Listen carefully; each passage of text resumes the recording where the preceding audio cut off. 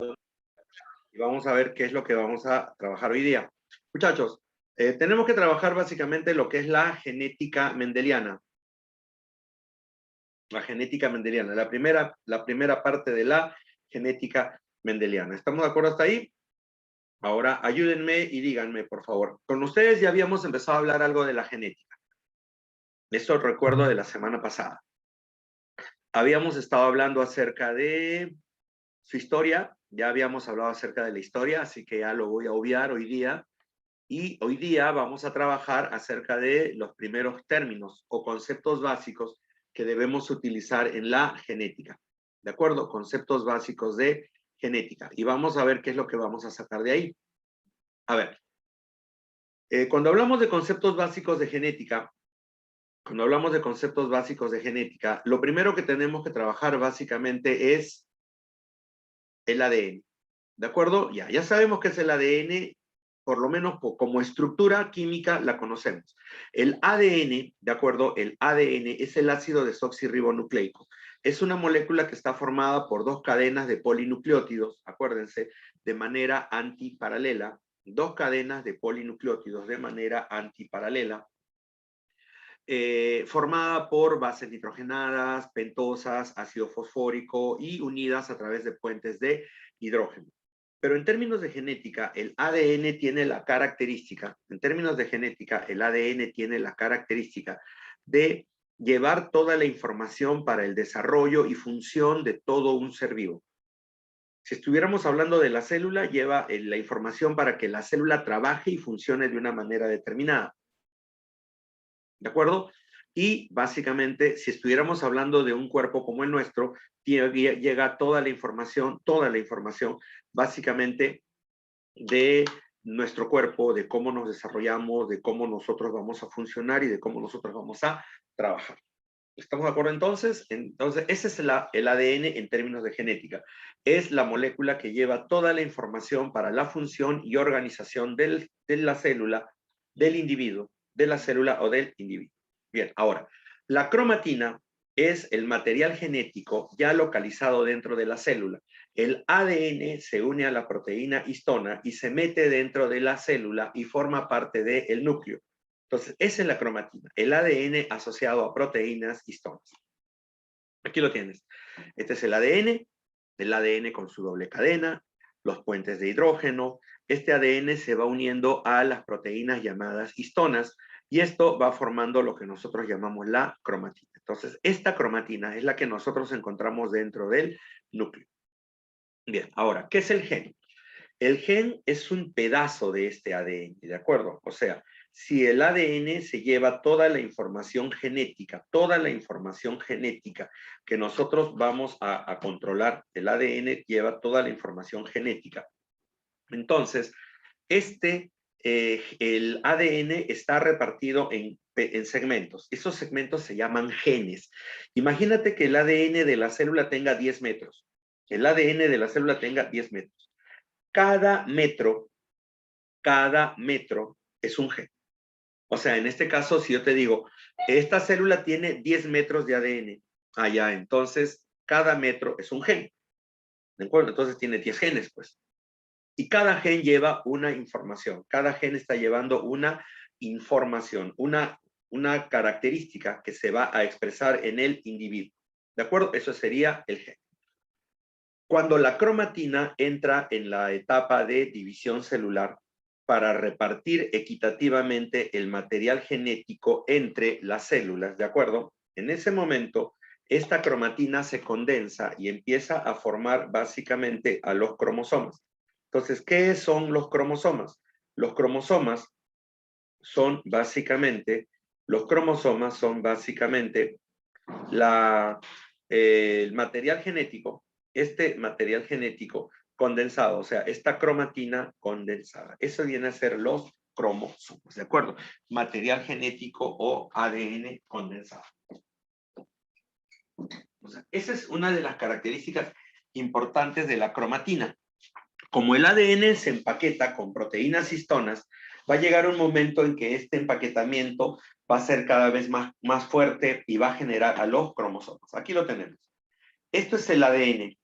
Este pedazo de ADN lo llamamos gen. Este ADN se empaqueta con las proteínas histonas y va dando origen a los cromosomas. Igual como lo vemos acá. Mira, el ADN, las histonas, cromatina, y esto se empieza a empaquetar y forma al cromosoma.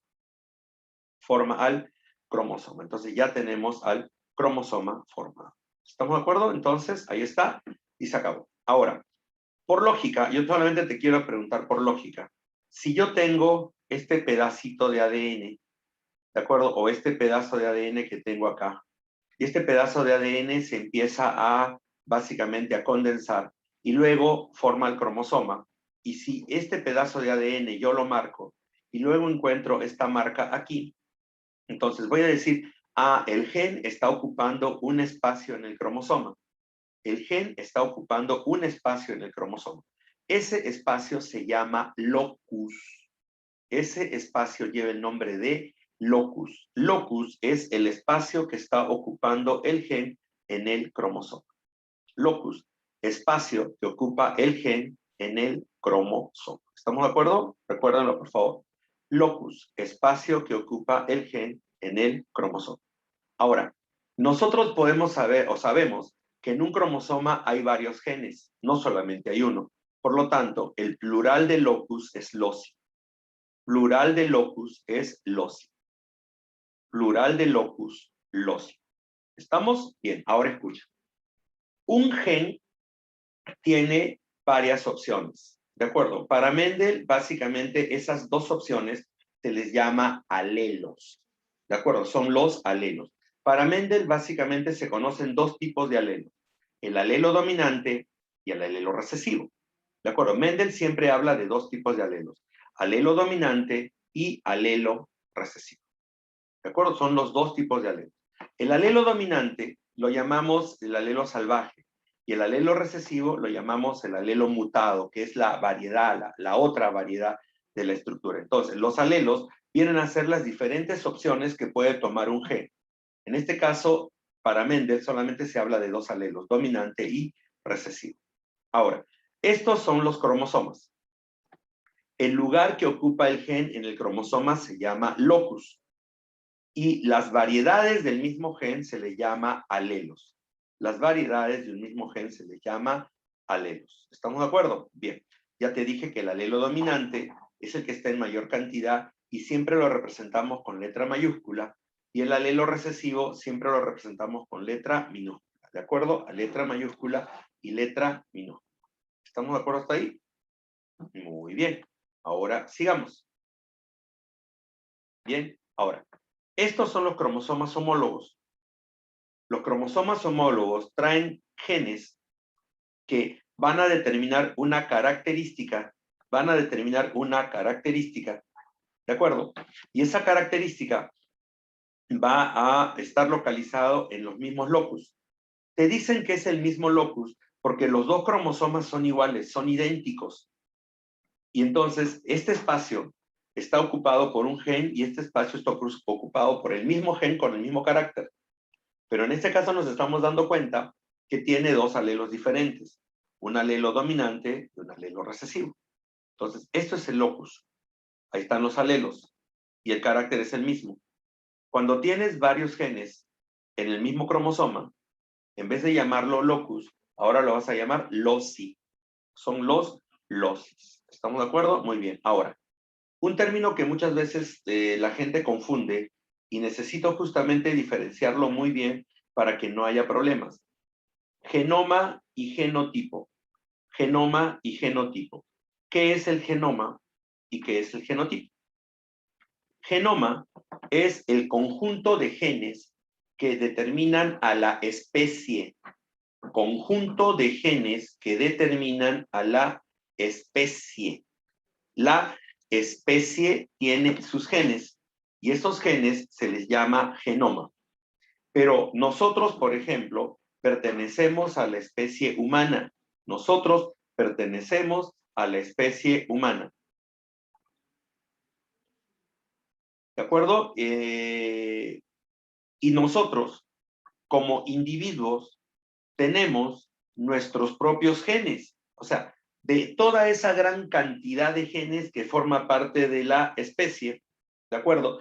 Nosotros tenemos un grupo de ellos, solo un grupo de ellos, ¿de acuerdo? Entonces, es como cuando tú vas a una tienda de departamentos de ropa y encuentras, pues, pantalones de todo tipo y de todo color, camisas de todo tipo y de todo color, medias de todo tipo y de todo color, zapatos de todo tipo y de todo color y de todo tamaño también, ¿de acuerdo? Entonces, ¿qué pasa?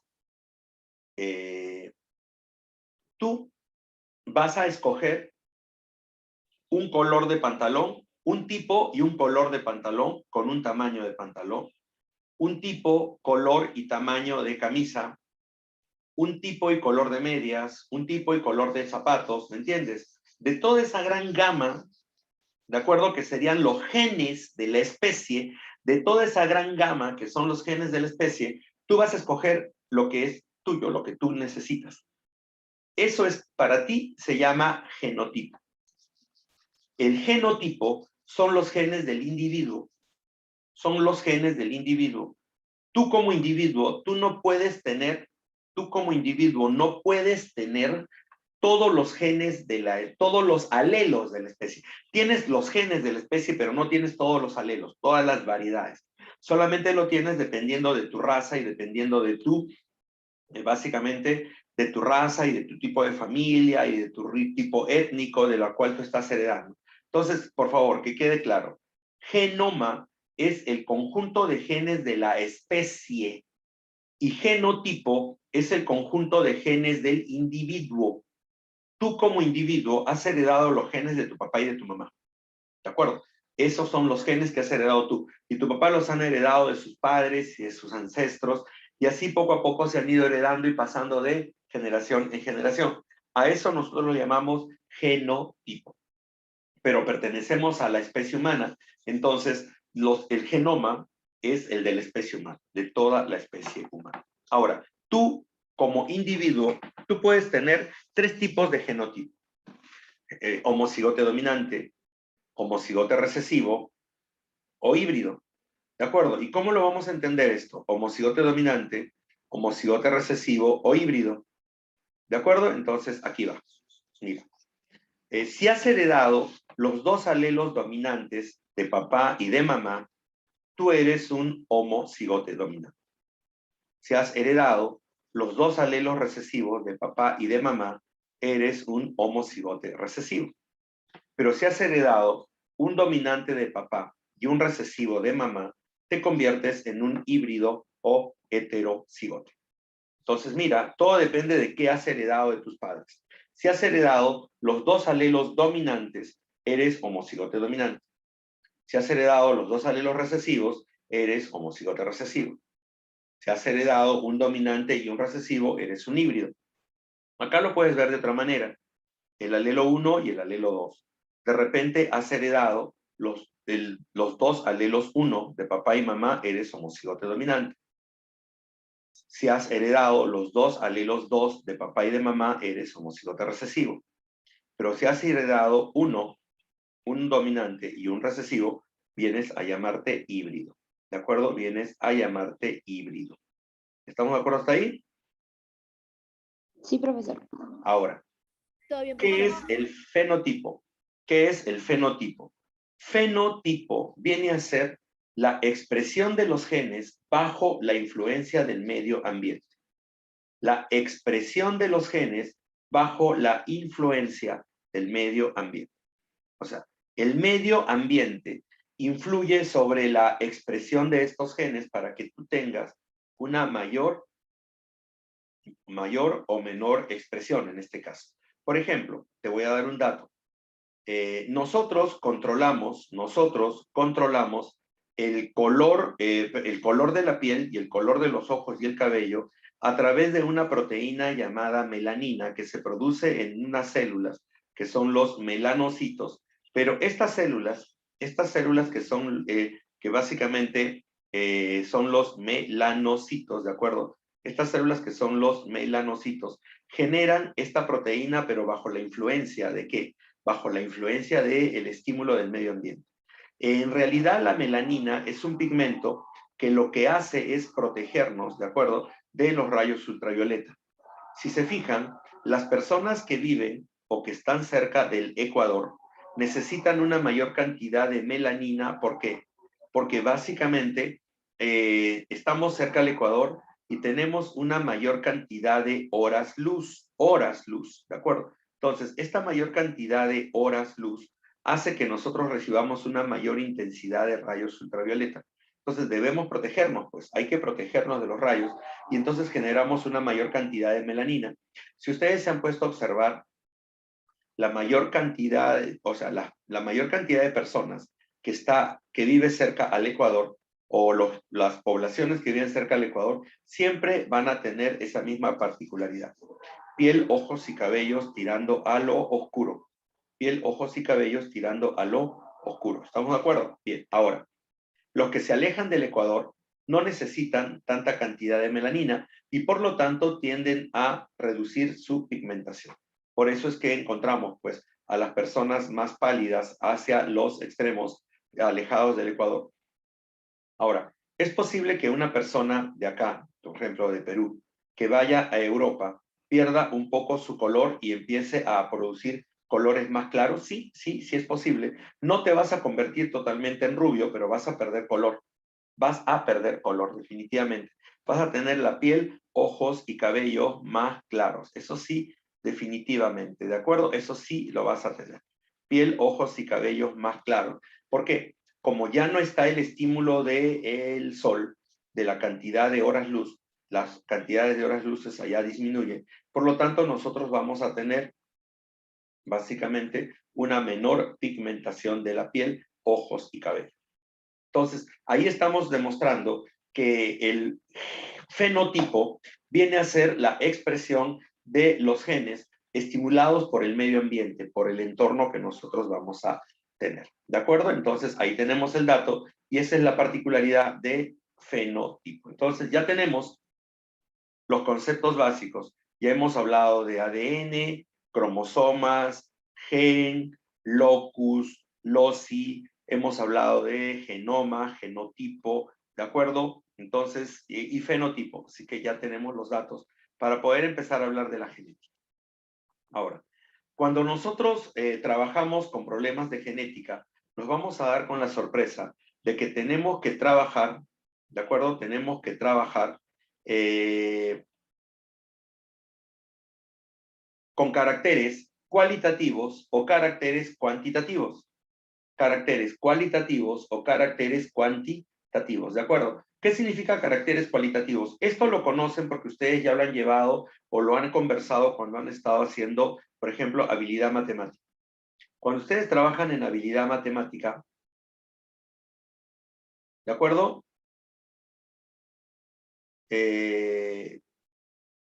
Saben diferenciar entre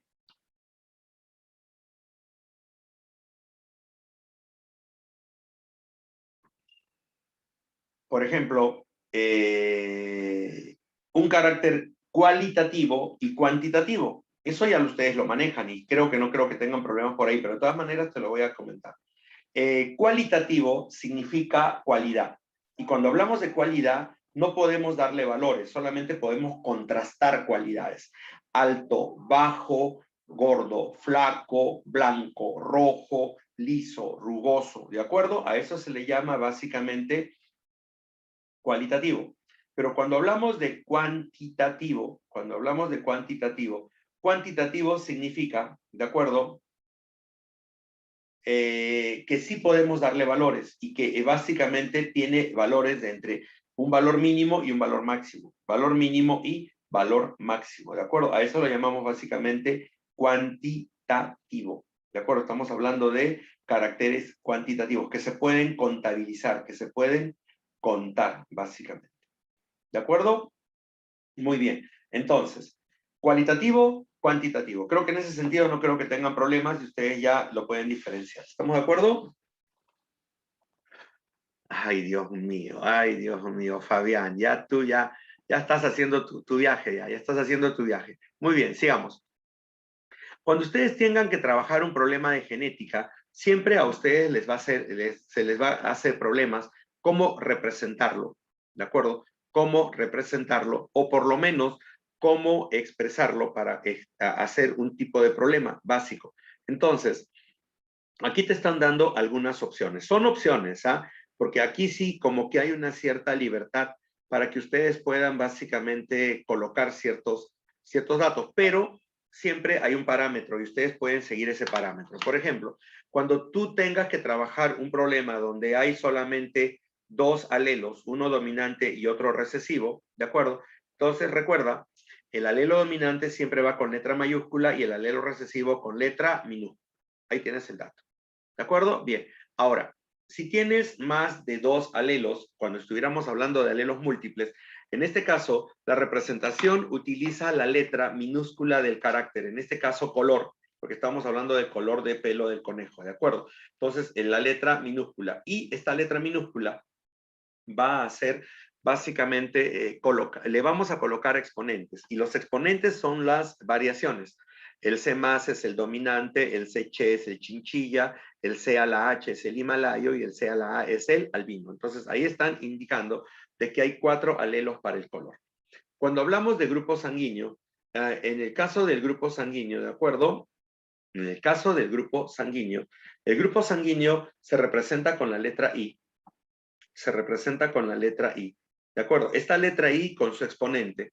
Y a la A te está indicando que es el grupo A, y a la B te está indicando que es el grupo B, y a la 0 te está indicando que es el alelo recesivo, y ese alelo recesivo también puede ser escrito con letra minúscula. ¿De acuerdo?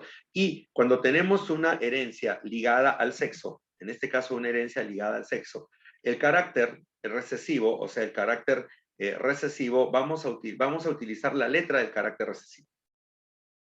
Si colocamos la letra con un exponente de acuerdo, como por ejemplo E a la más, E a la más, vamos a decir que ese es el alelo dominante, ¿de acuerdo? Y el E solo es el alelo recesivo. El E solo es el alelo recesivo. Entonces, ahí tenemos el dato, y esto es cómo se puede nosotros simbolizar para poder trabajar, ¿de acuerdo? Muy bien. Ahora, ¿quién fue Gregorio Mendel? Gregorio Mendel fue un monje austriaco, ¿de acuerdo? Trabajó o vivió en el convento agustino de Santo Tomás de Bron, ¿de acuerdo? Y básicamente, Gregorio Mendel utilizó esta parcela que están ustedes viendo acá, una parcela de 7 metros de ancho por 35 metros de largo, cultivó cerca de 27,000 plantas de 34 variedades diferentes y examinó cerca de 12,000 descendientes obtenidos de cruzamientos dirigidos y conservó unas 300 semillas. Para Mendel, después de muchas pruebas, la mejor opción fue trabajar con Pisum sativum, con la arveja, Pisum sativum. Primero, porque era barato, segundo, porque era fácil de manipular, y tercero, porque podía autofecundarse. ¿De acuerdo? Y tenía una tasa de reproducción elevada, Ahora, ¿qué características tenía el trabajo de Mendel? Bien, lo primero que te tengo que decir es que Mendel utilizó caracteres cualitativos, no cuantitativos, sino cualitativos, ¿de acuerdo? Segundo, pudo seleccionar líneas puras. Las líneas puras son aquellas llamadas homocigotas, ya sean homocigotas dominantes u homocigotas recesivas, ¿de acuerdo? Bien, al hacer los cruces solamente se fijaba en uno o máximo dos caracteres. ¿De acuerdo? Y las alberjas podían autopolinizarse generando razas puras que Mendel iba a utilizar posteriormente. Bien, otras características también importantes son que cada carácter tiene dos alelos, ¿de acuerdo? Y siempre hay un alelo dominante y un O recesivo, que cada individuo recibe un alelo de papá y otro alelo de mamá, ¿de acuerdo? Y que Mendel hizo análisis cuantitativos porque contaba los resultados de la descendencia. Los contaba, ¿de acuerdo? Contaba la cantidad de individuos con cada característica. Bien, Mendel utilizó líneas puras y para eso obtuvo siete variedades puras de arvejas. Y esto lo hizo a través de sus procesos de autopolinización. La autopolinización es la que permitía que la arveja se autopolinice y no utilice polen de otra flor, sino de su misma flor, generando individuos con líneas puras. Esta es la flor de arveja. Esta flor de arveja, de acuerdo a sus características, como ustedes lo están viendo, de acuerdo, tiene acá un conjunto de pétalos que protege a los estambres y al pistilo, los protege, ¿de acuerdo? Entonces, si Mendel, que era botánico, conocía este proceso, ¿de acuerdo? ¿Qué pasó? ¿Qué hizo? Lo que hizo básicamente fue bloquear esto. O sea, evitar que estos pétalos se abran o cubrir a la flor para evitar que el polen de otra planta llegue aquí. Y entonces eso aseguraba la autopolinización. Aseguraba la autopolinización. Y eso permitía que dar origen a individuos genéticamente puros. ¿De acuerdo? Ahora, pero Mendel también conocía este otro proceso. En este caso, él extirpaba los estambres y traía el polen de otra flor. Y polinizaba. Ya, traía el polen de la flor blanca y polinizaba a esta flor púrpura donde había eliminado a los estambres. ¿Esto qué hacía? Ayudaba a, básicamente, a dirigir el cruce para obtener lo que él necesitaba, lo que él quería, en este caso, las variedades puras. Mediante este proceso, Mendel logró obtener 7 variedades puras de arvejas, de acuerdo a la forma de la semilla, al color de la semilla, al color de la flor, a la forma de la vaina, al color de la vaina, a la posición de las flores, ¿de acuerdo? Posición de las flores y al alto de la planta. Alto de la planta. ¿De acuerdo? Entonces son las 7 variedades, ¿de acuerdo? Que Mendel utilizó. Si esto lo llevamos a un cuadro de dominante y recesivo, se van a dar cuenta que, por ejemplo, las semillas lisas son dominantes sobre las semillas arrugadas, el color de la semilla amarilla es dominante sobre la verde, la vaina hinchada es dominante sobre la vaina contraída, la vaina verde es dominante sobre la vaina amarilla, ¿de acuerdo? La flor púrpura es dominante sobre la flor blanca. Las flores que nacen hacia los lados de las hojas son dominantes sobre aquellas flores que nacen en la parte final del tallo. Y la planta alta es dominante sobre la planta baja. Planta alta es dominante sobre la planta baja. ¿Estamos de acuerdo? Entonces, con estas características, Mendel empezó a trabajar.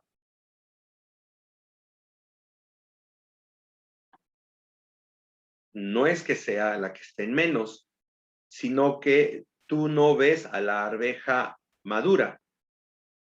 A ti te venden la arveja fresca. No dejan que la semilla madure. Si tú dejas secar a esas semillas verdes que tú dices, entonces lo que vas a hacer básicamente es dejar que la semilla se ponga amarilla. No sé si alguna vez tu mamá ha comprado alberja seca en el mercado. Cuando tú compras alberja seca, la alberja seca tiene el color amarillo porque la has dejado madurar. Lo que nosotros utilizamos generalmente son las alberjas inmaduras que recién han sido cosechadas, las has sacado de la vaina y todavía no has dejado que terminen de madurar. Esa es la característica. Por eso es que tú ves más alberjas verdes que amarillas. Bien, ahora, cuando tú tienes un individuo homocigote, todos sus gametos van a tener el alelo dominante. ¿De acuerdo? Por ejemplo, mira acá, homocigote dominante, todos sus alelos o todos sus gametos van a ser homocigotes dominantes, tanto los masculinos como los femeninos. En este caso, si tú tienes una planta o flor recesiva, todos los gametos van a ser recesivos.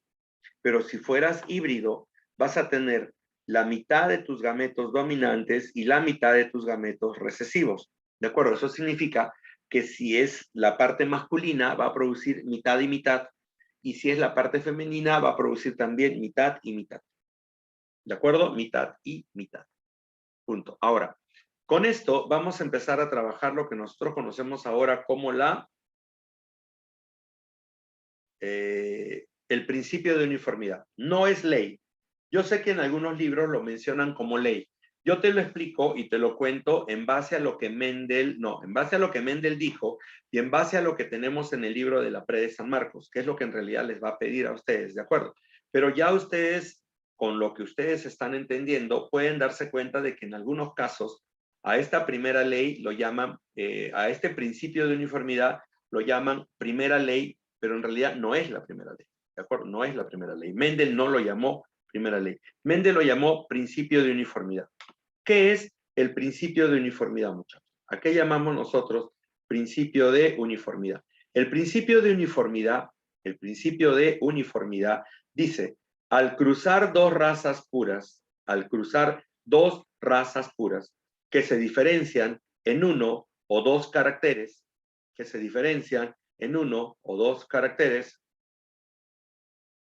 ¿de acuerdo? La primera generación, todos los individuos van a ser iguales. Todos los individuos van a ser iguales. ¿Estamos de acuerdo? Entonces, el principio de uniformidad dice, al cruzar dos razas puras, que se diferencian, ¿de acuerdo? Que se diferencian en uno o dos caracteres, ¿de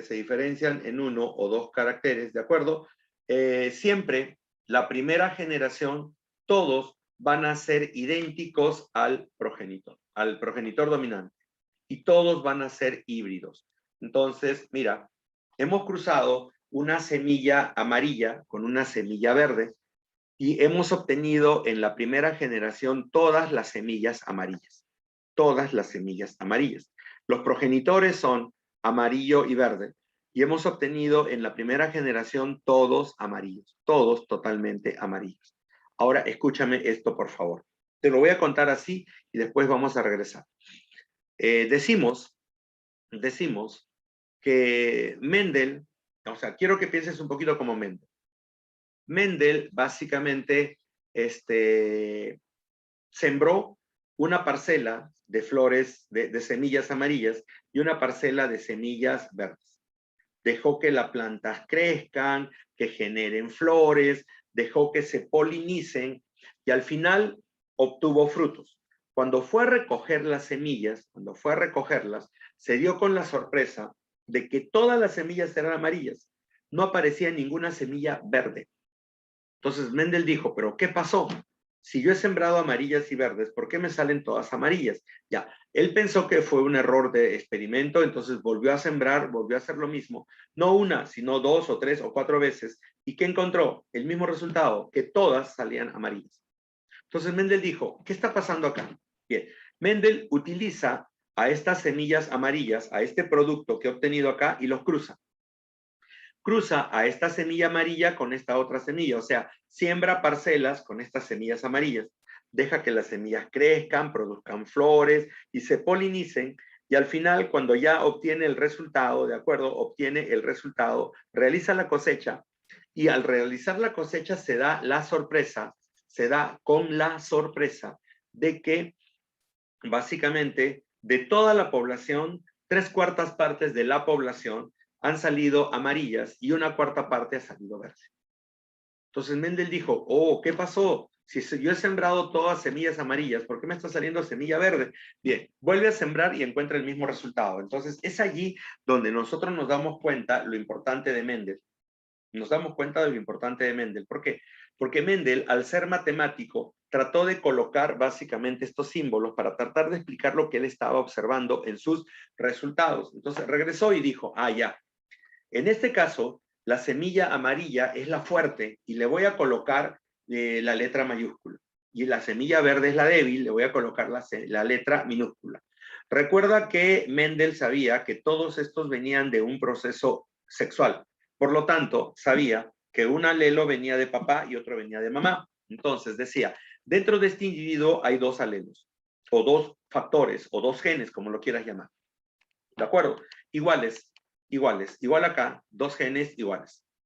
Este producía un solo tipo de gameto y este producía otro tipo de gameto. ¿De acuerdo? Mira, un solo tipo. Al cruzarse, el dominante opacó al recesivo y generó un híbrido. El dominante opacó al recesivo y generó un híbrido. ¿De acuerdo? Entonces, ahora Ahora ya tenemos entonces la explicación. Por eso es que cuando tú cruzas dos individuos genéticamente puros, diferentes en un solo carácter, en la primera generación todos salen iguales. Todos expresan el fenotipo dominante porque es el más fuerte, pero todos van a ser híbridos. Todos van a ser híbridos. Ahora, a este principio lo llamó el principio de uniformidad. Al cruzar dos razas puras que se diferencian en un solo carácter, siempre la primera generación expresa el carácter dominante y es totalmente híbrido. Entonces, en la primera ley de Mendel, ¿de acuerdo? Lo llaman la ley del mono híbrido o ley de segregación de alelos, principio de segregación de alelos. Mendel dice, ya, entonces lo que yo tengo acá es un híbrido que lo voy a cruzar con este otro híbrido. Híbrido contra híbrido. Este híbrido me va a producir dos tipos de gametos, uno con el alelo dominante y otro con el alelo recesivo. Igual acá, dos tipos de gametos, uno con el alelo dominante y otro con el alelo recesivo. Entonces, por eso lo llaman la ley de la segregación o separación de gametos, en este caso, porque los alelos se están separando. Separación de alelos, se están separando. De lo que estaban juntos, ahora se separan. Estos alelos separados los llevo al cuadro de Punnett. Y al llevarlos al cuadro de Punnett, voy a hacer la recombinación. Y mira lo que obtengo. 3/4 partes de la población me van a salir amarillas, o sea, dominantes, y 1/4 recesiva, o sea, verde. Entonces, mediante esta simbología, Mendel pudo encontrar lo que él había encontrado contando a las semillas en sus cosechas. Entonces, a esto lo llamó la primera ley de Mendel, la ley del mono híbrido o la ley de la segregación o separación de los alelos. Para Mendel, la ley dice, si en una primera generación los alelos se juntan, ¿de acuerdo? En una segunda generación los alelos se separan y se distribuyen y se expresan de manera independiente. ¿De acuerdo? Y se distribuyen de manera independiente en la población. Entonces, mira, acá tenemos el alelo dominante y recesivo de uno, el alelo dominante y recesivo del otro. ¿De acuerdo? Al hacer el cruce, mira, vamos a obtener amarillo, amarillo, amarillo, verde. ¿De acuerdo? Ahora, si analizamos el fenotipo, voy a tener 3 dominantes frente a un recesivo. Estoy hablando de fenotipo, 3-1. Pues si lo quieres escribir en probabilidades es 75% y 25%. Ahora, si analizas el genotipo, vas a tener un homocigote dominante, 2 híbridos y un homocigote recesivo.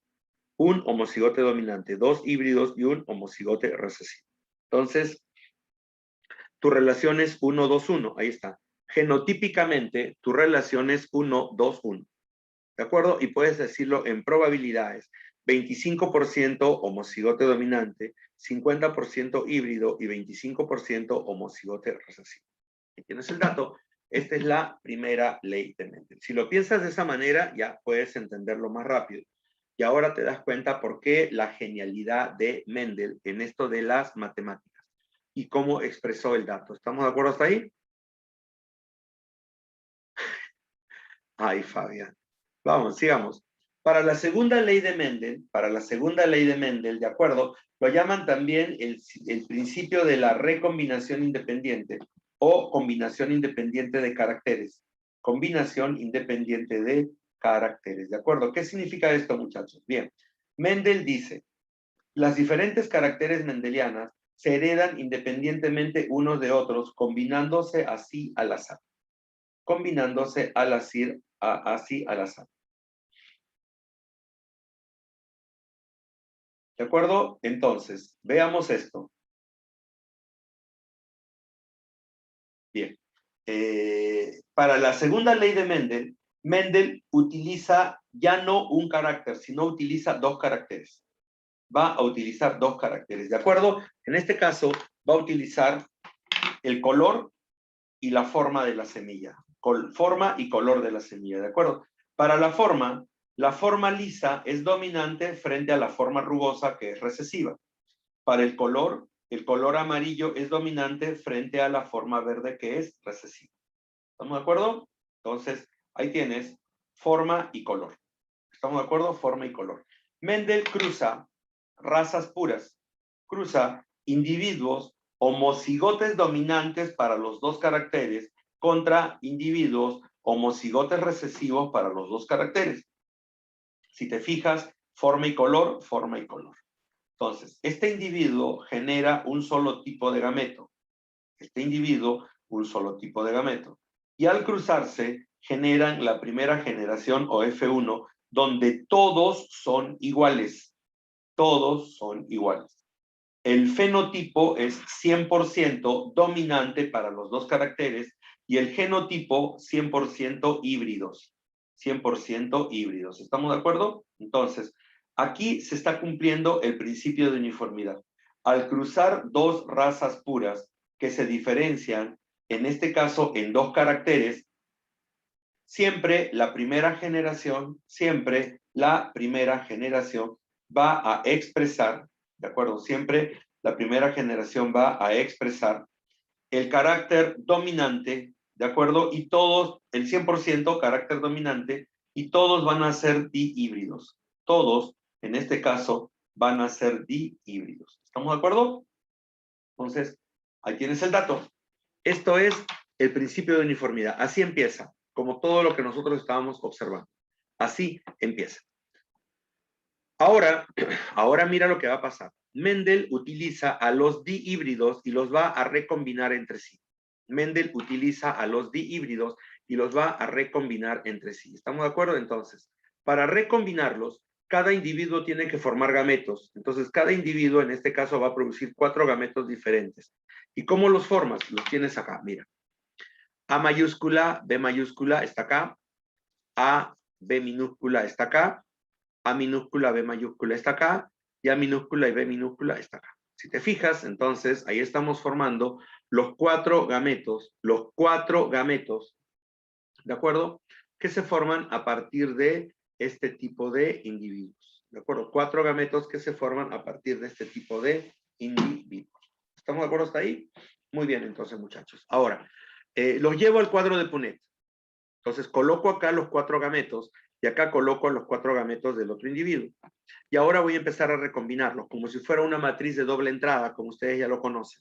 Esta matriz de doble entrada, mira, tiene AA, BB, mira, AA y BB. Siempre las letras iguales van juntas, ¿de acuerdo? Muy bien. Ahora, en este caso, por ejemplo, acá tienes A mayúscula, A minúscula. Siempre se escribe primero la mayúscula y luego la minúscula.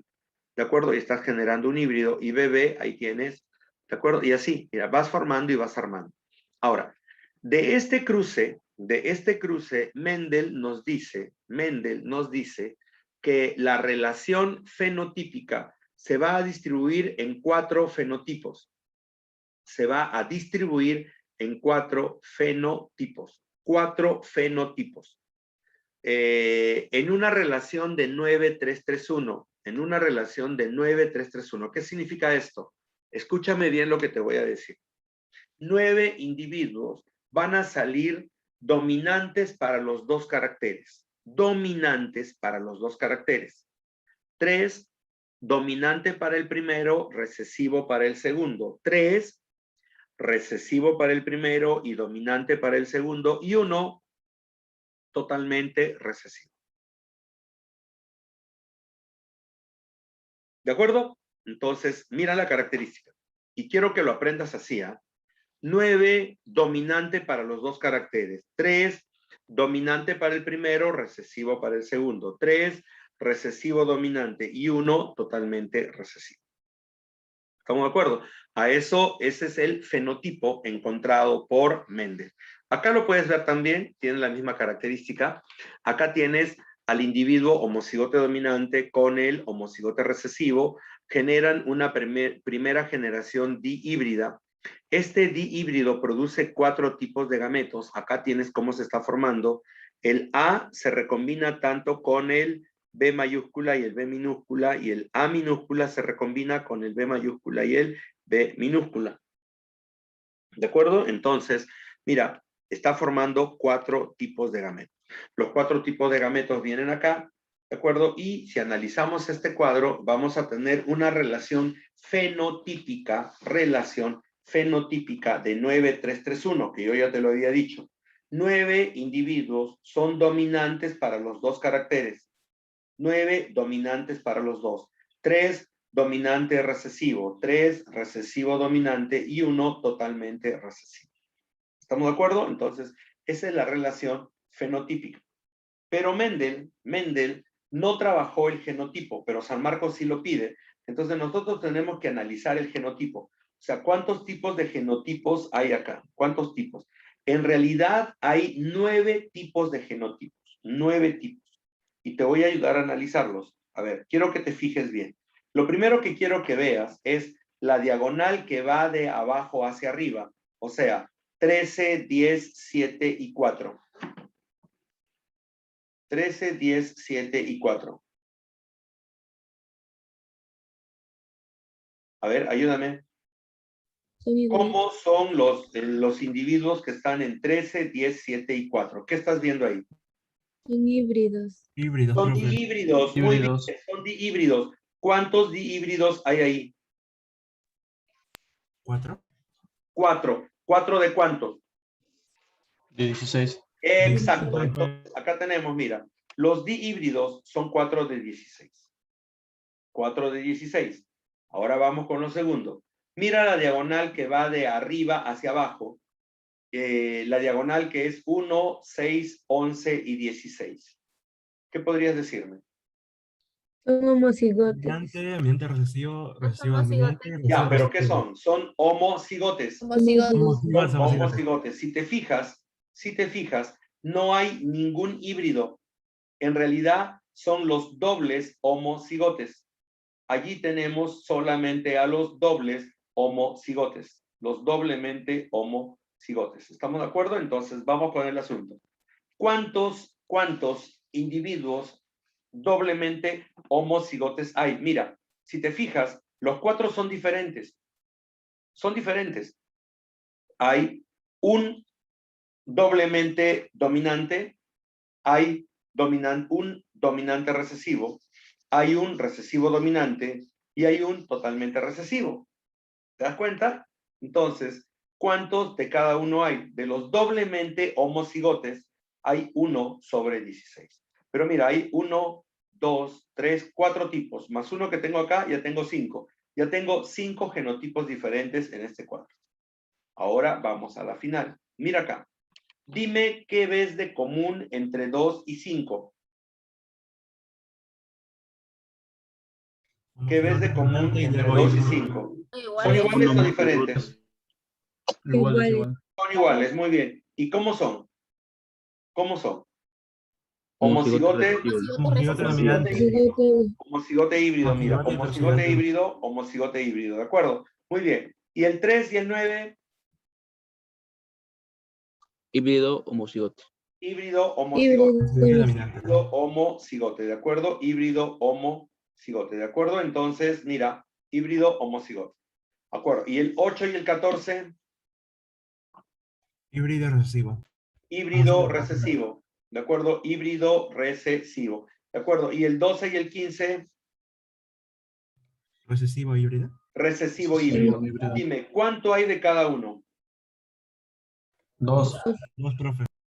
2. Entonces, son 4 tipos diferentes. 4 tipos diferentes, ¿de acuerdo? Son 4 tipos diferentes, ¿de acuerdo? Pero en una relación de 2 sobre 16. 2 sobre 16. ¿Por qué 2 sobre 16, profe? ¿Ah? ¿Por qué 2 sobre 16 si son Ya. 4? Mira, son 2. Estos son 2. ¿Sobre cuánto? Sobre 16. Ya, estos son 2 iguales.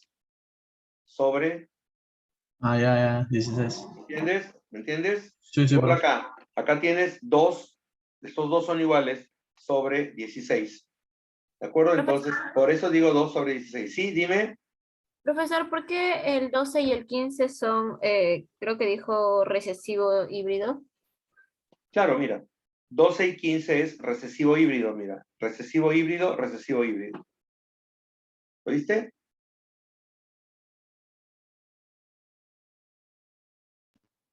Ahora sí, Del ¿lo viste? recesivo son A A pequeño. minúscula es recesivo. A minúscula es recesivo. Y el B está en híbrido.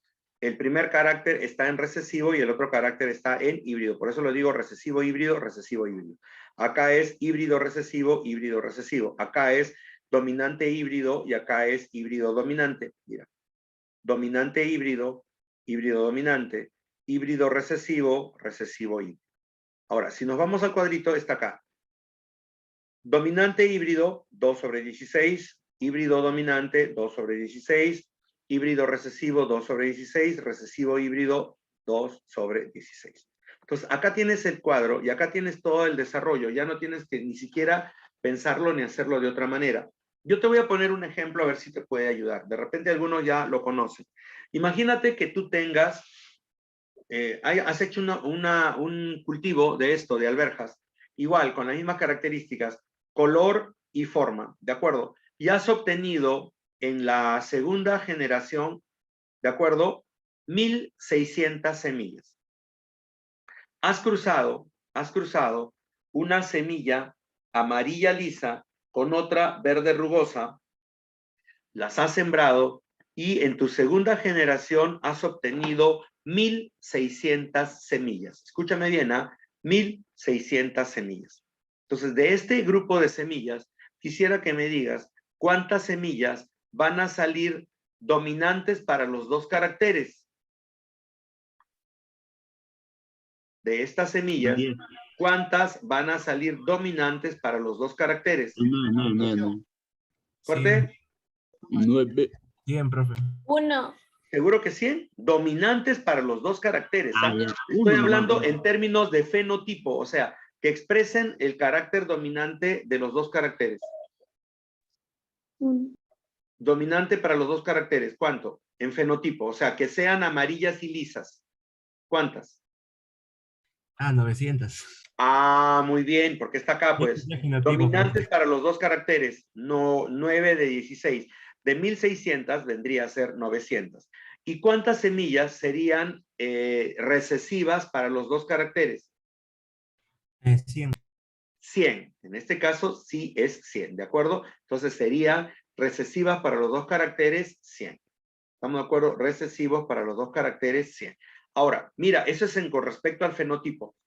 Y si yo me voy al genotipo y te pregunto, de esas 1.600, ¿cuántas semillas serían doblemente híbridas? O sea, serían dihíbridas. 400. ¿Fuerte? 400, profe. 400, muy bien. Y de esas semillas, ¿cuántas serían doblemente, o sea, cuántas serían homocigotas recesivas para los dos caracteres? 100. 100. Muy bien, homocigotas profe. recesivas para los dos caracteres. Bien. Y de esas semillas, ¿cuántas, escúchame bien, cuántas serían homocigotas para el primer carácter e híbrida para el segundo carácter? 200, profe. 200. 500. Entonces, si te has dado cuenta, esa es la forma como se puede aplicar esta ley. Y, por ejemplo, cuando tengas un problema de genética de este tipo, ya no necesitas hacer el cruce ni la recombinación. Solamente tienes que acordarte de esto, que es lo más importante. Acuérdate de esto. El fenotipo, ¿de acuerdo? El fenotipo siempre se va a presentar en 4 variedades. 4 variedades. En una relación de 9-3-3-1. Recuerda, 9 dominantes para los dos caracteres, 3 dominante recesivo, 3 recesivo dominante y 1 totalmente recesivo. En una relación de 9-3-3-1. Y la relación genotípica se va a dar en 9 genotipos en una relación de 4-2-1. 4-2-1, para que lo recuerdes, ¿no? 4-2-1. 4 doblemente dihíbridos. 2 homocigote híbrido o híbrido homocigote y 1 totalmente homocigotes para los dos caracteres. 1 totalmente homocigotes para los dos caracteres. ¿Les parece? ¿Estamos de acuerdo hasta ahí entonces? ¿Estamos profe. todos de acuerdo? Entonces, esa es la particularidad. Entonces, cada vez que ustedes tengan un problema de dihibridismo, ya saben cómo manejarlo y ya saben cómo atacarlo en este caso. ¿De acuerdo? Sí, profe. Entonces, muchachos, creo que hasta allí vamos entendiendo las características de este proceso. Ahora, falta un dato final para entrar a la siguiente parte, ¿de acuerdo? Muy bien, ¿de acuerdo? Va, mira, acá. ¿Qué es un retrocruce? ¿Qué es el retrocruce? Bien, te voy a plantear el dato desde acá. Por acá voy a empezar. Acá está, de acá. Cuando tú haces la primera ley de Mendel, cuando tú realizas la primera ley de Mendel y obtienes tu resultado, te vas a dar cuenta que vas a tener 3 semillas dominantes frente a una recesiva. Estas 3 semillas son amarillas. Las 3 son amarillas frente a una verde. Pero cuando le vas a ver el genotipo, tú puedes decirme cuál es, por ejemplo, si yo te doy una semilla amarilla, te doy una semilla amarilla y te digo cuál es dominante o cuál es híbrida, ¿cómo haces para saberlo? O sea, ¿cómo averiguas el genotipo? ¿Cómo averiguas el genotipo de esa semilla? ¿Cómo sabes? ¿Cómo averiguas si la semilla que tienes en tu mano es homocigota o es híbrida? ¿Cómo lo haces? ¿De acuerdo? Entonces, si te das cuenta, lo que te quiero decir, te he dado una semilla amarilla, pero esa semilla amarilla básicamente puede ser homocigota o híbrida. Entonces, yo quiero averiguar si esa semilla es homocigota o híbrida. ¿Y cómo hago? Bien, aquí va. Para eso utilizo el retrocruce, llamado también cruce de prueba. En este caso, solamente se trabaja con individuos monohíbridos. Bien, yo te doy una semilla y yo sé que esa semilla viene de un cruce de amarilla dominante frente a verde recesivo. Entonces, yo te doy una semilla amarilla, pero tú no sabes, ¿de acuerdo? Tú no sabes si es homocigota o híbrida.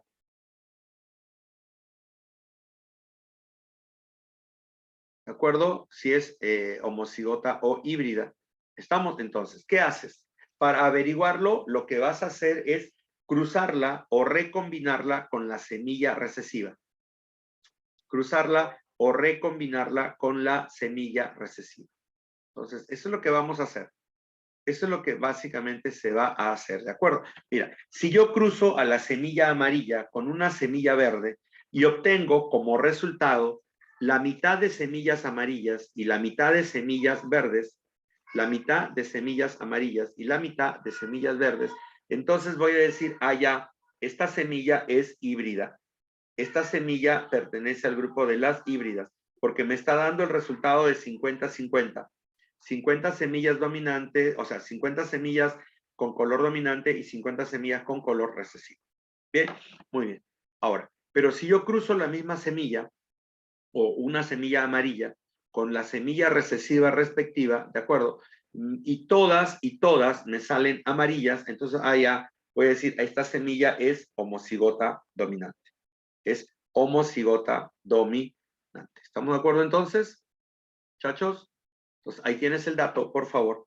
Entonces, eso es cruce de prueba. Yo quiero averiguar si esta semilla es homocigota o es híbrida.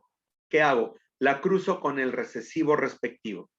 Si cruzo la semilla con el recesivo y en el resultado obtengo 50% dominantes y 50% recesivas, ya, esta semilla es híbrida. Esta semilla es híbrida. ¿De acuerdo? Muy bien. Pero si yo cruzo esta semilla con el recesivo, ¿de acuerdo? Y obtengo que todas las semillas en el resultado me salen amarillas, ya. Entonces, en este caso, esta semilla es homocigota dominante. Entonces, ese es el cruce de prueba. Para eso sirve el cruce de prueba. Necesito que lo recuerden de esa manera. ¿Estamos de acuerdo? Entonces, si alguna vez le dicen, ¿qué es el retrocruce? Ya, sirve para averiguar cuál es el genotipo de un individuo con fenotipo dominante. Sirve para averiguar el genotipo de un individuo con fenotipo dominante. ¿De acuerdo? Entonces, ahí tienes el dato y sigamos trabajando. Entonces, con esto estamos acabando esto de la primera ley y de la herencia mendeliana. ¿Estamos de acuerdo? Muy bien. Voy a dejar de compartir esto y voy a entrar ahora a esto. Acá está. justo el tema que nos corresponde, citogenética. Y vamos a cambiarlo, muchachos, ¿de acuerdo? Aquí está. A ver. Creo que ya está.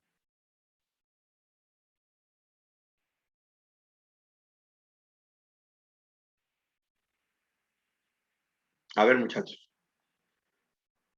Vamos a entrar a trabajar lo que es la genética post-Mendel.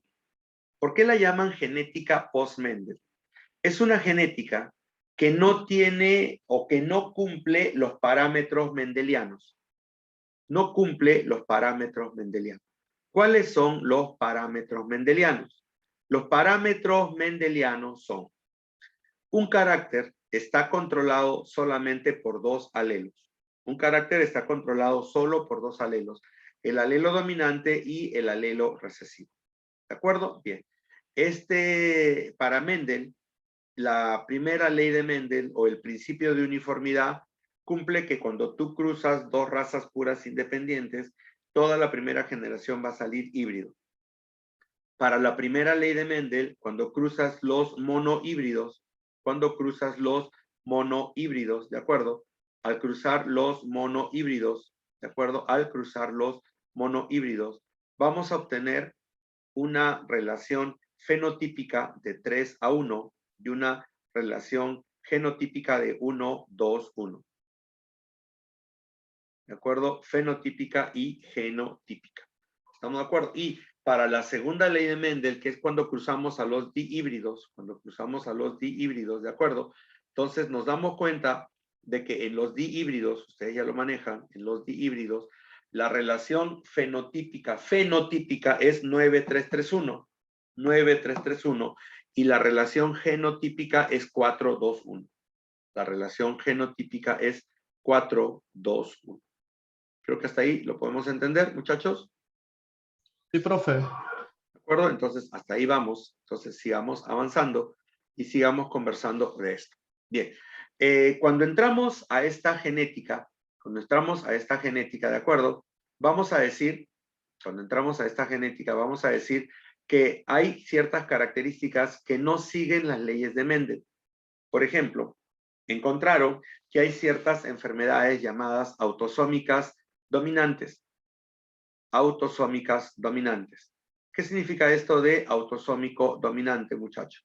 Significa que el alelo dominante se expresa tanto en homocigote como en híbrido. El alelo dominante se expresa tanto como homocigote como híbrido, ¿de acuerdo? Y básicamente genera una alteración.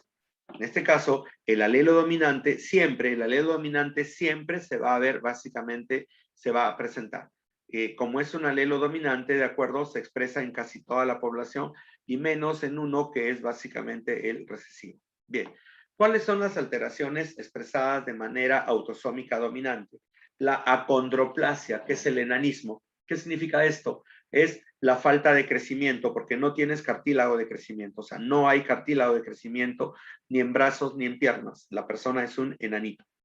Enfermedad de Huntington es una alteración a nivel del sistema nervioso que produce, por ejemplo, esquizofrenia, locura, depresión, ¿de acuerdo? Que puede llevarlos incluso hacia el suicidio. Eso es la enfermedad de Huntington.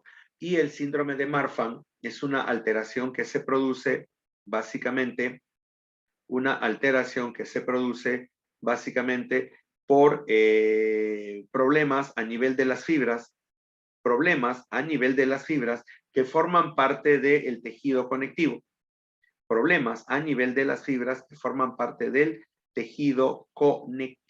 ¿De acuerdo? O sea, el tejido conectivo, las fibras no funcionan adecuadamente.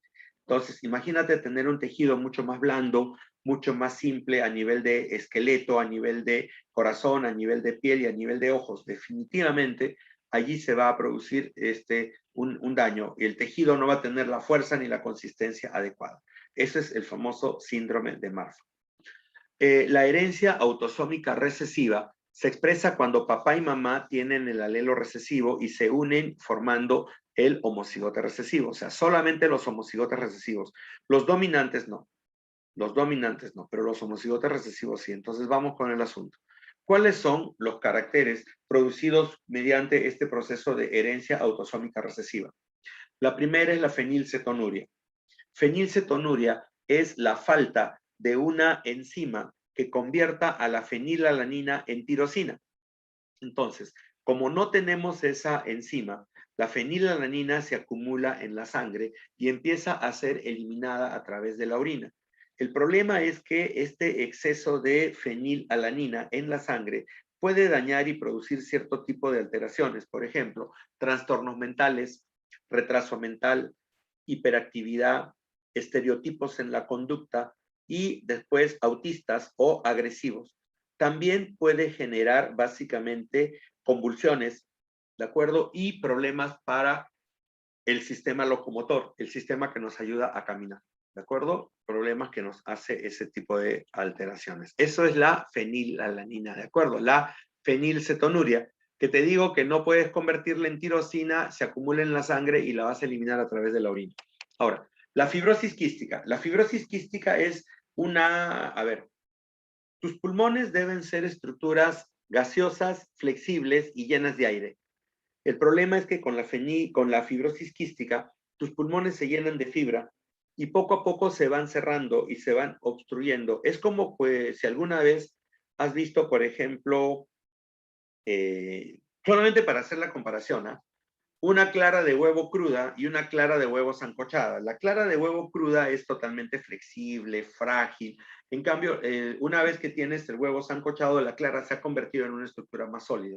Ya. Imagínate que tus alvéolos, que son bolsas de aire muy flexibles y muy gaseosas, empiezan a llenarse de fibra y ya no permiten el intercambio gaseoso porque ese alvéolo ha muerto. Lógicamente ha perdido su volumen, ha perdido su estructura y poquito a poco desapareció el alvéolo y ya no tiene respiración. Eso es lo que mata de la fibrosis quística. Y por último, la talasemia. La talasemia es una alteración a nivel de las proteínas de la hemoglobina. La hemoglobina es una proteína cuaternaria, como la que estás viendo acá. Esta proteína cuaternaria está formada por 2 proteínas alfa y 2 proteínas beta, que tienen adentro el núcleo M. Durante la talasemia, hay una talasemia alfa y una talasemia beta, que es una mutación que produce una alteración en la formación de la hemoglobina. Entonces, esta hemoglobina sale fallada. Se produce el grupo M, que es esto, ¿de acuerdo? Se une a las globinas A y beta, alfa y beta, y luego se asocian formando a la hemoglobina. El problema es que esta hemoglobina, posteriormente, va a ser reconocida como extraña por el sistema retículo endotelial de los vasos sanguíneos y estos van a empezar a destruir, escúchame bien, van a empezar a destruir a los glóbulos rojos, porque lógicamente están hechos con una hemoglobina fallada. Entonces los van a empezar a destruir, ¿de acuerdo? Y la persona va a entrar en un cuadro de anemia. Y esto se produce por una alteración a nivel genético, que es una alteración recesiva, talasemia. Y el último es el albinismo. El albinismo es la falta total de color en la piel, ojos y cabello. Total. Por eso es que tú ves a esta persona, por ejemplo, con el cabello blanco, las pestañas blancas, la piel blanca y los ojos que tienen un cierto color azulado. En realidad, el color azulado de los ojos se debe a la forma de la fotografía, porque en realidad los ojos serían rojos. ¿Y por qué son rojos? Porque básicamente no tienen color en el iris. ¿De acuerdo? Que es esta estructura que tenemos acá en el ojo. Esto es un músculo, pero acá debería haber un pigmento. En el caso de los albinos no está el pigmento. ¿De acuerdo? Entonces, eso es albinismo. ¿De acuerdo? Muy bien. Entonces, sigamos. Esto es la herencia autosómica dominante y la herencia autosómica recesiva. ¿De acuerdo? Ahora, hay otra alteración que la llamamos dominancia incompleta. Dominancia incompleta. Para Mendel, tienes un alelo dominante y tienes un alelo recesivo. Entonces, cuando tú cruzas el alelo dominante con el alelo recesivo, expresas el híbrido, pero el híbrido generalmente expresa el carácter dominante, no expresa el carácter recesivo. El híbrido solamente expresa el carácter dominante, pero en este caso, en la dominancia incompleta o herencia intermedia, lo que va a pasar es que cuando tú cruzas el dominante con el recesivo, inmediatamente se obtiene un híbrido con carácter intermedio. Mira, de una flor roja con una flor blanca, has obtenido flores rosadas. A esto lo llamas dominancia incompleta. ¿Por qué? Porque ninguno de los dos domina, más bien se mezclan y dan origen a una nueva característica en este caso. ¿Estamos de acuerdo? Entonces, esta no sigue las leyes de Mendel. ¿Por qué? No sigue las leyes de Mendel fácil y concretamente, porque la relación fenotípica de esta primera ley, porque es lo que estamos cruzando, ¿de acuerdo? Estamos cruzando un carácter dominante con otro carácter recesivo y llegamos a la primera ley de Mendel. ¿De acuerdo? En esta primera ley, la relación fenotípica es 3:1. Y mira acá, la relación fenotípica es 1-2-1. 1-2-1. ¿Ya se dan cuenta entonces? Entonces, por eso lo llaman dominancia incompleta o herencia intermedia, porque de la mezcla de los dos caracteres aparece un tercer carácter. También lo vemos en fresas, ¿de acuerdo? Ahora, hay una llamada codominancia. ¿Qué significa codominancia? ¿De acuerdo? Bien, la codominancia significa que los dos alelos se expresan en el individuo. No se mezclan, sino que los dos se van a expresar. Vamos a ver a los dos funcionando, ¿de acuerdo? En el caso de las begonias, estamos viendo una flor roja frente a una flor blanca. Flor roja frente a flor blanca. Cuando se cruzan, la descendencia va a tener flores manchadas, como las estás viendo acá. Entonces, a eso se llama codominancia. ¿Por qué codominancia? Porque los dos caracteres se están expresando en la descendencia. Los dos se están expresando, los dos se van a ver en la descendencia. Los dos. ¿Estamos de acuerdo hasta ahí? Muy bien, entonces ahí tienes el dato. Codominancia. Los dos caracteres se van a expresar. Lo vemos en las flores, lo vemos en las aves, como en este caso una gallina negra con un gallo blanco, tienes una gallina mezclada, ¿de acuerdo? O manchada. Y en las vacas, lo vemos también en el toro blanco, la vaca roja, y obtienes un becerro manchado. Esto también se supone que dio origen, por ejemplo, a los dálmatas, que dio origen a las cebras, que tienen estas características, ¿de acuerdo? Como que han venido de dos características, se han mezclado y los dos se han expresado. Muy bien. ¿Estamos de acuerdo hasta ahí? Vamos. Ahora, Sí, profesor. ¿qué son los alelos múltiples? ¿Por qué lo llamamos alelos múltiples? Los llamamos alelos múltiples porque básicamente un carácter está controlado por más de dos alelos. Más de dos alelos. ¿Entiendes? Entonces, para Mendel solamente había dos, dominante y recesivo. En este caso, cuando hablamos de alelos múltiples, ya no solamente hay dos, sino que vamos a encontrar 3, 4 o más alelos. Por ejemplo, dicen que el color de piel y el peso del humano está controlado básicamente por estos alelos múltiples. Color de piel y el peso está controlado por estos alelos múltiples. ¿Estamos de acuerdo? Está controlado por los alelos múltiples. ¿Estamos de acuerdo hasta ahí? Muy bien. Ahora escúchame, por favor. Un ejemplo de estos alelos múltiples, muchachos, lo encontramos en el color de pelo del conejo. En el color de pelo del conejo, ¿de acuerdo? Tenemos el alelo salvaje, que es el pelaje más dominante, y es el pelo marrón. Es el pelo marrón, que es el color dominante de los conejos. El segundo color es el CH, que es el conejo chinchilla, que es un color plateado. Color plateado, ¿de acuerdo?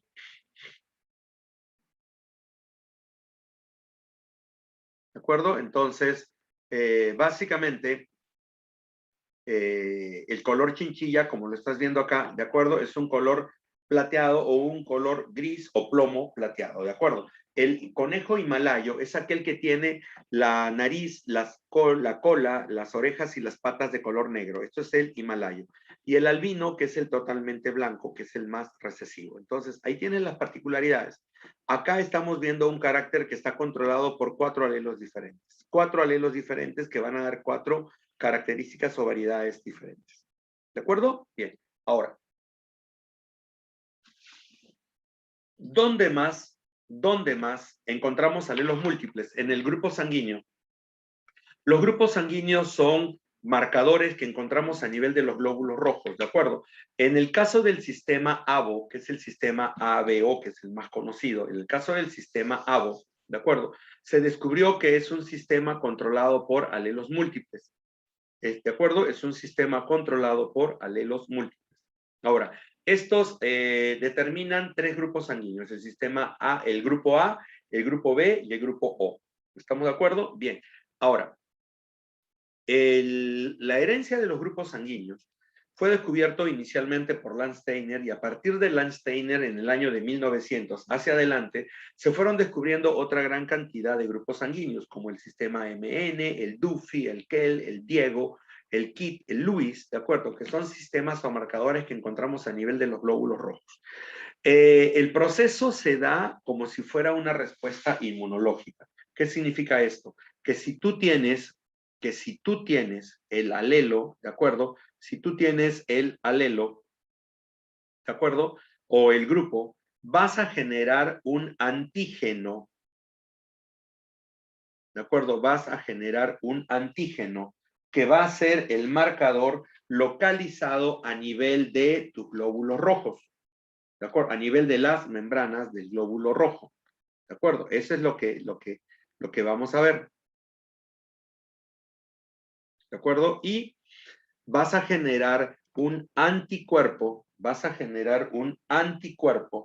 ¿de acuerdo? Hacia el plasma, hacia la parte líquida de la sangre. O sea, el antígeno va a estar localizado,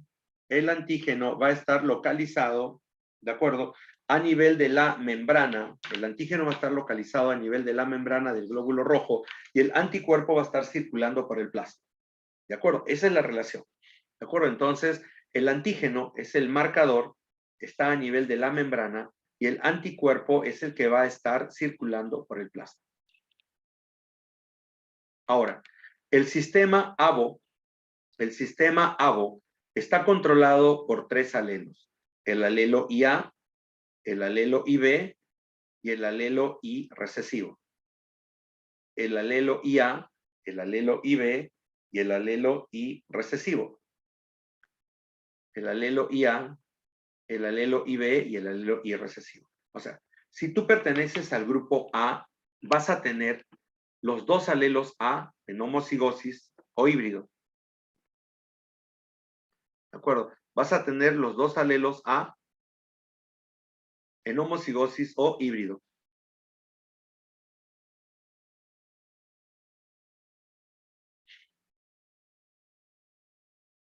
¿De acuerdo? Bien, ahora escucha. Si perteneces al grupo B, debes de tener los 2 alelos B en homocigosis o en híbrido. Si perteneces al grupo AB, aquí encontramos algo interesante. Si pertenecemos al grupo AB es porque tenemos los 2 alelos, tanto el A como el B, y lógicamente lo que vamos a obtener ahí es un codominante. A eso se le llama codominancia. ¿De acuerdo? A eso se le llama codominancia. ¿De acuerdo? Entonces, el grupo AB es codominancia. Y el grupo O es totalmente recesivo. Mira, ahí está. II recesivo. El grupo O es totalmente recesivo.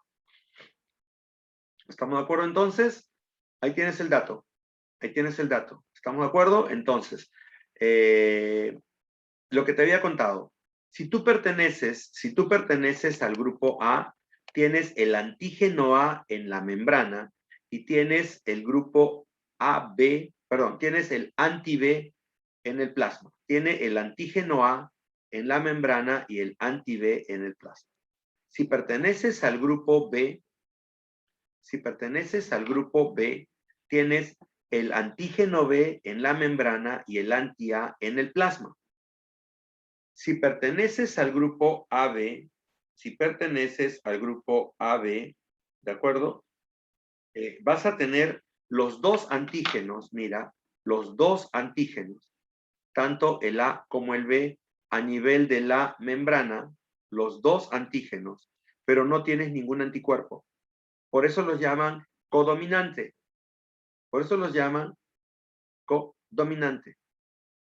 Codominante. ¿Estamos de acuerdo? Muy bien. Y el grupo O no tiene antígenos, pero tiene los 2 anticuerpos en el plasma. Los 2 anticuerpos en el plasma. ¿Estamos de acuerdo? Mira. El antígeno está marcando al glóbulo rojo.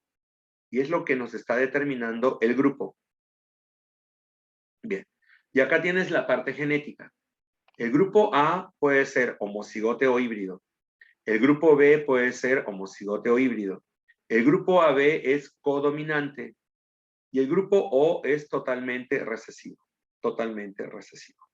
¿De acuerdo? Entonces, esta es la parte genética del sistema sanguíneo. ¿De acuerdo? Entonces, ya tenemos el dato. Y esta es la forma como se trabaja el grupo sanguíneo. Ahora, un dato interesante que también les gustaría recordar es cuando hablamos de donaciones y de receptores. Cuando tú donas sangre, quiero que se te meta en la cabeza esto. Cuando tú donas sangre, lo que donas es glóbulos rojos. Solamente donas glóbulos rojos. No consideres al plasma, considera glóbulos rojos. O sea, si yo le voy a dar sangre del grupo A al grupo B, yo le voy a dar glóbulos rojos. Glóbulos rojos. Pero ¿cuál es el problema? Que si el grupo A tiene el antígeno A y se lo doy al grupo B, el grupo B tiene en su plasma anti-A. Y cuando el antígeno A se encuentra con el anti-A, se asocian y forman o se aglutinan, formando grandes paquetes celulares, ¿de acuerdo? Grandes paquetes celulares. Entonces, esos paquetes se les llama aglutinaciones. Y ese es el problema. Ese es el problema. Y ese es básicamente el peligro de combinar sangre. Ese es el peligro de combinar sangre. ¿Estamos de acuerdo? Entonces, tengan cuidado en ese sentido. El grupo A no debe dar el sangre al grupo B, porque si el antígeno se encuentra con el anticuerpo, aglutina. Entonces, el B tampoco le debe dar sangre al grupo A, porque si encuentras el antígeno B con el anti-B, se aglutina. ¿De acuerdo? Pero fíjate, el grupo AB no tiene anticuerpos. No tiene. O sea, si no tiene, ¿yo le podría dar sangre del grupo A? Sí, porque no va a reaccionar. ¿Le podría dar sangre del grupo B? Sí. ¿Y le podría dar sangre del grupo O? Sí. Entonces, en este caso lo llamo receptor universal. Porque le puede recibir de todos los grupos, porque no tiene anticuerpos. ¿De acuerdo? Bien. Pero fíjate ahora, el grupo O no tiene antígenos. No tiene. Y si no tiene antígenos, ¿este grupo O le puede dar al A? ¿Qué opinan? ¿El grupo O le puede dar al A? ¿Qué opinas? Sí, sí, sí. ¿Por Sí, qué? profesor. ¿Por qué le podría dar? No tiene antígenos. ¿No tiene Exacto. antígenos? Y si no tiene antígenos, no va a reaccionar con el anticuerpo. Y por lo tanto, no va a haber ningún tipo de problema. ¿Y el grupo O le puede dar al B? Sí. Sí, También. profesor. Sí, ¿Y el grupo O le puede dar a la B? También. También. sí, sí, También. ¿Y también. el grupo O le puede dar a su mismo grupo? Sí. Por lo tanto, estaríamos hablando de un donador universal. Entonces, aquí tienen un cuadrito que les va a ayudar a recordarlo. Por ejemplo, el grupo A solamente le puede donar sangre al A y a la B. Al A y a la B. ¿Por qué? Porque el A es su mismo grupo y el AB no tiene anticuerpos. Por lo tanto, no va a haber problema. ¿De acuerdo? No va a haber problema. El grupo B le da al B y al AB. El grupo AB solamente se puede donar a sí mismo.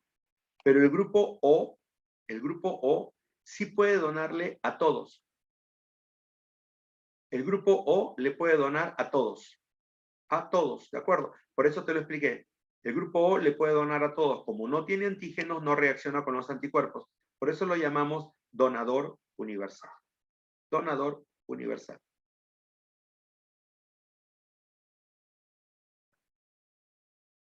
Bien, ahora mira, receptores. ¿De quién puedes recibir? El grupo AB solamente puede recibir de A y de O. El grupo B va a recibir de B y de O. Pero el grupo AB puede recibir de todos, y ya te lo expliqué por qué. Puede recibir de todos porque no tiene anticuerpos. Carece de anticuerpos. ¿Estamos de acuerdo? Y el grupo O básicamente solamente puede recibir de sí mismo. ¿Estamos de acuerdo, muchachos? Entonces, ahí tienen lo que se refiere a grupo sanguíneo. ¿Estamos de acuerdo? Entonces, ya hablamos de los grupos sanguíneos. Ya tenemos a los grupos sanguíneos. Ahora, el mismo Landsteiner, 40 años después, descubre que hay otro factor que también marca a los glóbulos rojos y que generalmente este factor lo descubrió en el glóbulo rojo del mono, Macacus rhesus, y en honor a él le colocó el término RH. En honor a él le colocó el término RH. ¿De acuerdo? Ahora, ese factor RH lo descubrió en casi el 70% de la población humana y por lo tanto, a partir de ahí, cuando se habla de grupo sanguíneo, se habla de factor RH, grupo sanguíneo y factor RH. Por eso te dicen que tú eres del grupo O positivo o negativo, A positivo, B negativo. Por eso, justamente por el factor RH. El factor RH es un marcador que está en la membrana del glóbulo rojo, así como lo vemos acá. ¿De acuerdo? Si eres RH positivo, lo tienes y tienes el alelo D, que es el gen. Y si eres RH negativo, no tienes el alelo o es el alelo recesivo y no tienes el marcador. La única diferencia con el sistema ABO, ¿de acuerdo? Es que no producimos anticuerpos desde el principio, sino que se producen anticuerpos solamente cuando la sangre negativa recibe una gota de sangre positiva. En ese caso, solamente en ese caso, la persona RH negativa empieza a producir anti-Ds. Y entonces, el problema no es tanto en todas las personas, sino en las mujeres. Esta madre es RH negativa y se embaraza de un niño RH positivo. Entonces, por lo general, la mamá y el niño no mezclan la sangre durante el embarazo porque la placenta es una barrera muy interesante, no deja pasar glóbulos rojos. Pero en el momento de nacer, la madre toma el contacto con la sangre del niño y la madre queda vacunada y ahora tiene una gran cantidad de RHs en la sangre, o sea, anti-RHs en su sangre. Cuando se embaraza por segunda vez, este bebé es RH positivo, pero los anti-RHs ahora entran a través de la placenta y se van directamente hacia el bebé y lo matan. A ese proceso lo llamamos eritroblastosis fetal o enfermedad hemolítica del recién nacido. Y eso se produce cuando la madre es RH negativa y el padre es RH positivo y el bebé es RH positivo. Entonces, en ese momento se puede producir este tipo de alteración. Claro, no es ahora común, eso sí te lo digo definitivamente, no es común, porque ahora todo el mundo, pues, al nacer ya tiene su grupo sanguíneo, pero ahora yo quiero que te imagines esto, ¿de acuerdo?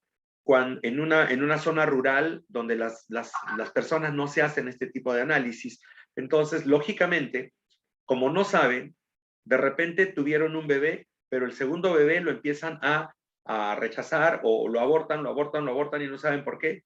Y cuando se van a dar cuenta era por el factor RH. La mamá está rechazándolo por el factor RH, llamado eritroblastosis fetal. ¿De acuerdo? Ya, con esto vamos a quedar por ahora, muchachos. Con esto vamos a terminar por ahora